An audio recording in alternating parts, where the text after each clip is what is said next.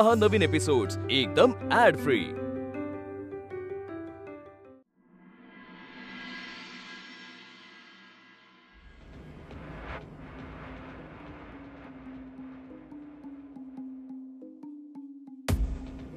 हे काय?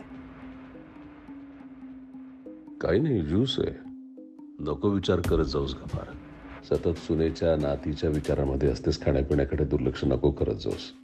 आज एकदम एवढी काळजी का वाटायला लागली बाबा माझी? काय हवंय? काही नाही. मला काही नको आहे, पण माझ्याकडे अशी एक गोष्ट आहे, ती मात्र तुला नक्की हवी असेल. बाबा आठवतात ना ग तुला?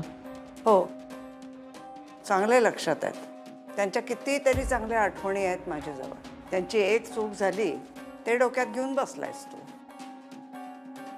त्यांनी मला दिलेल्या कितीतरी चांगल्या गोष्टी माझ्या लक्षात आहेत. याचा अर्थ तू त्यांना माफ केलंस? मुद्द्याचं बोल.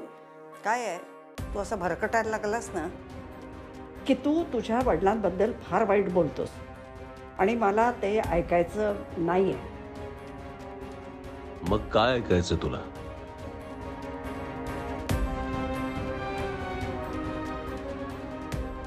बाबांना कसा पश्चाताप होत होता ते ऐकायचं का तुला? पश्चाताप? हो, म्हणजे त्यांच्या शेवटच्या काळामध्ये आजारी असताना त्यांनी एक पत्र लिहिलं होतं खास तुझ्यासाठी. ते त्यांनी माझ्याकडे दिलं होतं.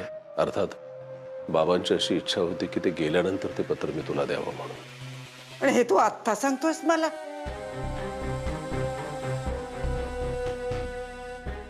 हवंय तुला? पण मी असं नाही तुला पत्र देणार. मला सांग, हे पत्र जर मी तुला दिलं तर मला मुलगा म्हणून तो माझा स्वीकार करशील का? तुझ्या आयुष्यात मला जागा देशील का? तो वाटलंच मला, तुला सरळ वागणं जमणारच नाही. जसं बाबांना तुला फेस करणं नाही जमलं. म्हणजे आई बाबांच्या शेवटच्या काळामध्ये सतत त्यांच्या सोबत होतीस तू, पण त्यांच्या हातून त्यांनी ज्या काही आयुष्यामध्ये चुका केल्या त्या चुका आणि ते फेल्युअर हे प्रामाणिकपणानं तुझ्या समोर त्यांनी कधी ते मान्यच नाही केलं. आणि या सगळ्या गोष्टी एका भित्र्या माणसासारख्या ह्या पत्रामध्ये लिहून ठेवल्या त्यांनी. बरं, लिहिलं ते लिहिलं. हे पत्र दिलं कोणाला? ज्या मुलाचा आयुष्यभर त्यांनी तिरस्कार केला. अरे पण त्यांनी कधीच तिरस्कार केला नाहीये तुझा.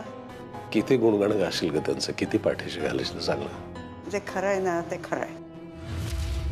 एखाद्या चांगल्या माणसाला त्याच्या एका चुकीमुळे मी कायमची बाद नाही करू शकत. पण हे माझ्या बाबतीत कर नाही. माफ कर ना मग माझ्या चुका. हे बघ, हे पत्र मी लगेच तुला देतो. शेवटी मी तुझा पोटचा पोरगा आहे. मला संधी तर द्या ना. तुला नक्की काय हवंय आकाश? 6 तारखेला मॅरेज अॅनिव्हर्सरी आहे आमची. तू अनुला फोन करून इथे बोलावून घेशील. आई, मी तुला शब्द देतो, त्या दिवसापासूनचं माझं जे आयुष्य असेल ते पूर्ण वेगळं असेल. लक्षात ठेव आई, तो दिवस आपल्या सगळ्यांसाठी खूप आनंदाचा असेल. ही जबाबदारी माझी. तू जसं म्हणशील, तुम्ही जसे मला सांगाल तसं मी वागेल. तुला कळते काय, या एका पत्रानं कितीतरी जणांचे आयुष्य सांधले जातील आई. बाबा, तू, मी, अनु, राधा, आपला हा सगळा भरलेला परिवार या पारिजातमध्ये पुन्हा गुण्यागोविंदानं राहील आई. मी शब्द देतो तुला. आणि मला पूर्ण खात्री, फक्त तू फोन कर तिला, ती येईल. मला विश्वास आहे. हे पत्र आणि तू यांच्यात एक साम्य आहे. उशिरा सुचलेलं शहाणपण. आता या पत्राचा तसा मला काहीच उपयोग नाही आहे, पण तू पुन्हा आमच्या आयुष्यात येणं यालाही आता काही अर्थ राहिलेला नाही. असं नको ना बोलू आई. मी आता तुला खूप उशीर झाला या सगळ्याला. पण नको देऊ ते पत्र. आता ते पत्र माझ्या हातात पडलं काय किंवा नाही पडलं काय, काही फरक पडत नाही. हा, आणि तू बरोबर म्हणालास, मी जर फोन केला ना तर अनु नक्की येईल, पण मी फोन करणार नाहीये. पण आता मला ती सुखी झालेली पाहायचं आहे. पण ते सुख तू देणार नाहीस हे मला माहिती आहे.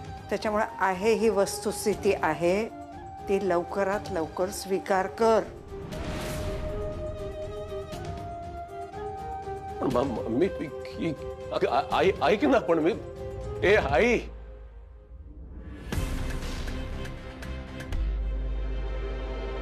वा आई वा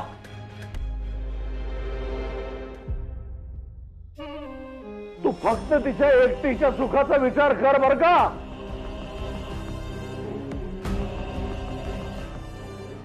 स्वतःच्या पोटच्या पोराचा अजिबात विचार करू नको. तो केलाच नाहीस कधी.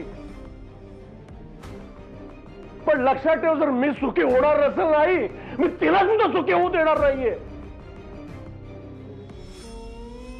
आयुष्यभर एकटेपण, आयुष्यभर. आता पाया पडून झालं, विनंत्या करून झाल्या, मंदरण्या करून झाल्या सगळ्या. कोणाला माझ्या बाबतीत काही पाचर फुटत नाहीये.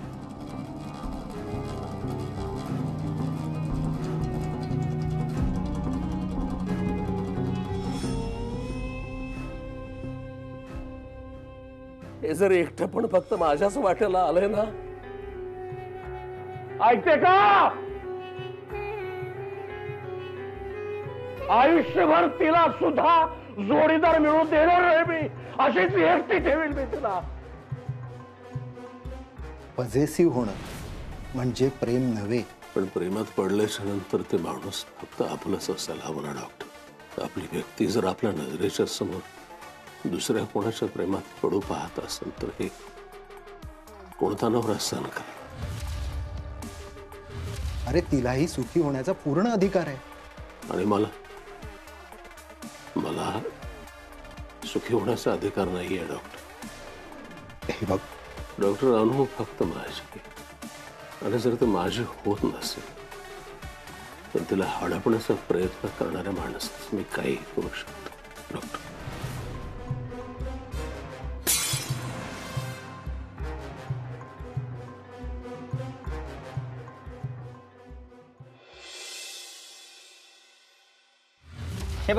हे बघा ही पेटी मी तुमच्यासाठी पेटी आणली मी अनामिका.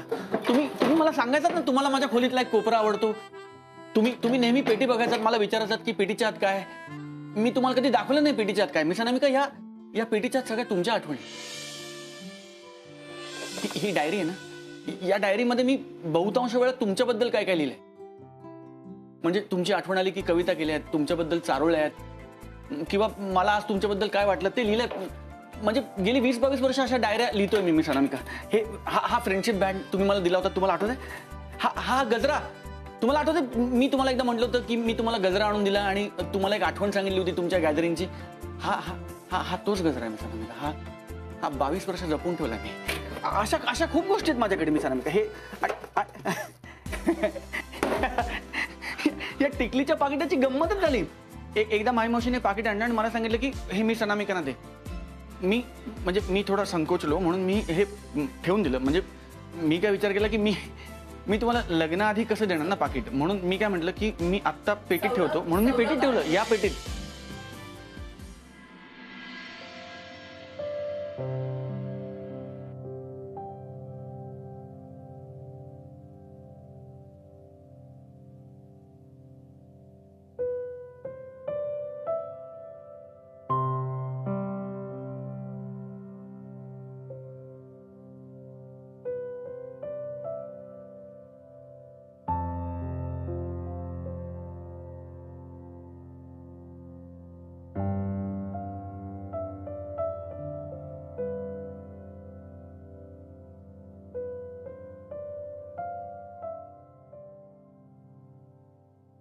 आज अचानक तुझी सावली अनवाणी त्या उन्हात न्हाली. आज अचानक तुझी सावली अनवाणी त्या उन्हात न्हाली. भेटून गेली दाटून गेली आभाळासव गर्द झाली. तुझ्या रूपाने खुलली सृष्टी भार जीवाचा हरती झाली. हसता लाली गालावरली उन्हात पडली खोल बुडाली. सगळे म्हणती दोष कुणाचा सगळे म्हणती दोष कुणाचा, सूर्याचा की खुळ्या उन्हाचा. खरा रसिक तो जाणून होता, खरा रसिक तो जाणून होता, उन्हास चेहरा तुझ्या रूपाचा.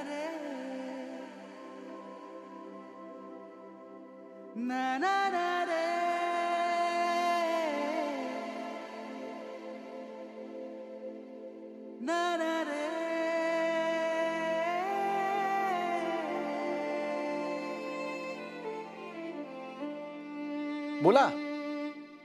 हाय, एअरपोर्टवर आहेस? हो, एका अर्जंट कामासाठी जरा शिकागोला जावं लागतं. बोला ना, तुम्ही का फोन केला? असंच पण त्या तुझी आठवण येत होती. अचानक आठवण? तुझी डायरी वाचत होते. दिवाळीच्या सुट्टीनंतर, म्हणजे खूप दिवसांनी आपण भेटलो होतो आणि तू कविता केलीस माझ्यावर. ती वाचली. मला कविता तर करता येत नाही, म्हणून फोन केला. तुम्ही पण ना मिस अनामिका, तुम्ही वाचू नका त्या कविता वगैरे. अहो, त्या कॉलेज मी ना मॅड होतो तेव्हा. म्हणजे मनात आलं ना की कागदावर खरडवून टाकायचं.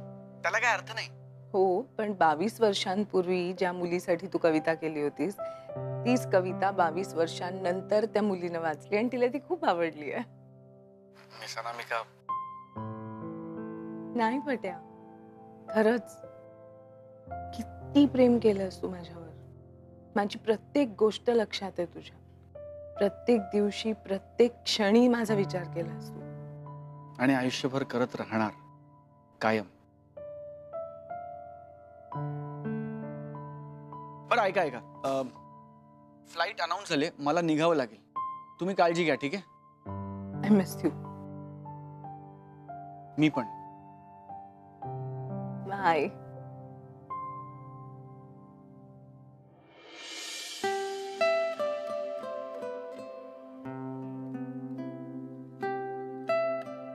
आजपासून या घराची, या घरच्या सगळ्या माणसांची सगळी काळजी तुमची. फक्त या सगळ्यांची काळजी घेता घेता स्वतःकडे दुर्लक्ष करू नका, कारण तुम्हाला त्रास झालेला मला नाही सहन होणार. आणि घरच्यांना त्रास झालेला मला सहन होणार नाही.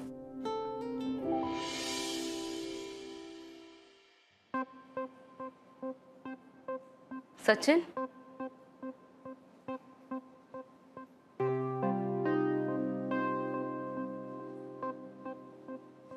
कळवलं नाही तुम्ही येणार आहात असं? अचानक आलात आता. काही झालंय का? काही झालं तरच परमिशन आहे का मला इथे यायला? नाही, तसं नाही. या म्हणजे मी पाणी घेऊन येतो. सचिन थांब ना. नाही, कोणी घरी आहे का? तुम्हाला दुसऱ्या कोणाला भेटायचं होतं का? ऍक्च्युली मला तुलाच भेटायचं होतं. ऑफिसमध्ये रिया मॅडमने प्रपोज केला. अरे काय सांगतोस? माझ्या मनात तसं काही नाहीये. वल्लीचं काय? वल्लीला माहितीये का? म्हणजे तिला धक्काच बसला असेल ना रे. तीच तर गंमत आहे वहिनी. सगळं माहितीये वल्लीला. मीच सांगितलं सगळं, काहीच न लपवता. आणि तरी सुद्धा रिया मॅडम कडून गिफ्ट घेताना काहीच वाटत नाही तिला. काय बोलतोस तू? म्हणजे बायको म्हणून काय वाटत असेल तिला? काहीच वाटतच नाहीये. गांभीर्यच कळत नाहीये तिला. तिला असं वाटतं की रिया मॅडमच्या मनात माझ्याबद्दल जे काही आहे ते सिरियस नाहीये फार. दिवाळीच्या सुट्टीमुळे तू ऑफिसला येत नव्हता तर असं वाटत होतं की किती दिवस झाले मी तुला बघितलं नाहीये, मी भेटली नाहीये. कळत नाहीये म्हणजे. मॅडम प्लीज, हे सगळं खूप विचित्र वाटतंय ऐकायला सुद्धा. आणि ह्या सगळ्याबद्दल मला काय वाटतं ते मी तुम्हाला स्पष्ट शब्दातच सांगितलंय. मला जेन्युइनली तू आवडतोयस आणि माझा प्रेम आहे तुझ्यावर. मी चहा टाकतो, चहा घ्या आणि प्लीज या तुम्ही. Sachin, sorry sorry, so sorry. पण मला तुझा विचार थांबवता येत नाहीये. मी काय करू तूच सांग. मी काय सांगू मॅडम? इतक्या मोठ्या कंपनीत काम करता ना तुम्ही, इतक्या मोठ्या पोस्टवर काम करता, इकडे एवढे प्रॅक्टिकल निर्णय घेता आणि खासगी आयुष्यात हे असं. मी काय सांगणार तुम्हाला? मोठ्या पोस्टवरच्या माणसांना फिलिंग्स नाहीये का सचिन? असतील ना, मी काय करू पण? आणि माझं लग्न झालंय madam. I am really sorry, मी पुन्हा पुन्हा घरी येते, पण हे 4 दिवसात संपणारं अट्रॅक्शन नाहीये. I love you and I really mean it.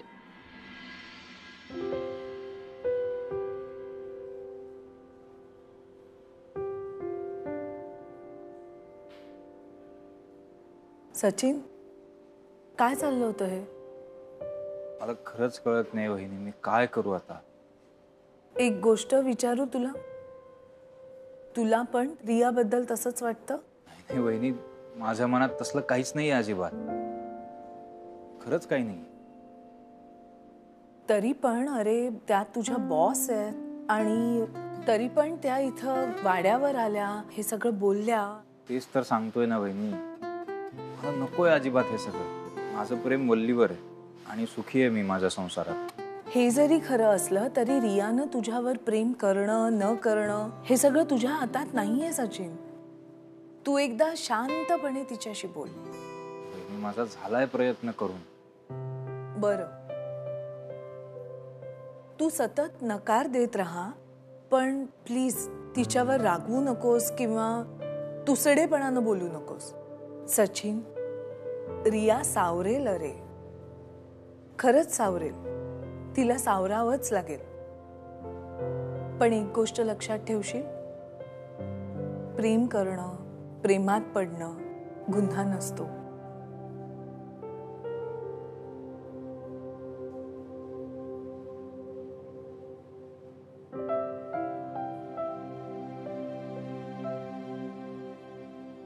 काय नशीब आहे, ह्या माझ्यावर प्रेम आहे म्हणून इथपर्यंत येत आहेत, आणि माझं जिच्यावर प्रेम आहे ती कुठे जाऊन बसली आहे देव जाणे. आता आजचा सामना हा अतिशय रंगतदार असा होणार आहे. क्षेत्ररक्षणासाठी मावशीबाई वल्ली तयार आहेत आणि आमच्या होणाऱ्या सुनबाई या यष्टीरक्षणासाठी सज्ज झालेल्या आहेत. अंपायर पण अंपायर. हा चालेल चालेल, ते आहेत. हा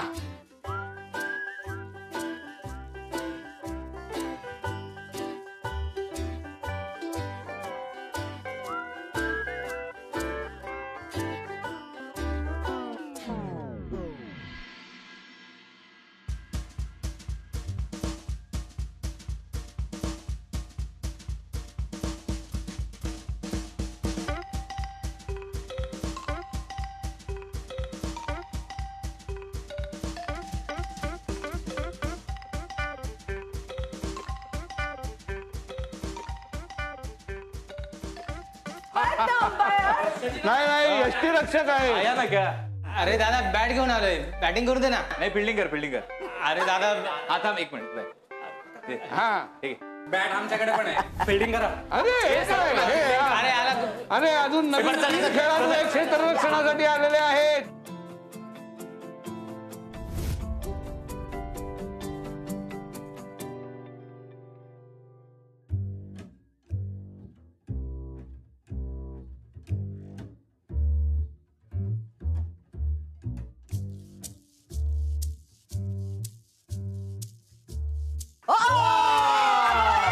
आणि जावई बापूंनी चौकार मारलेला आहे.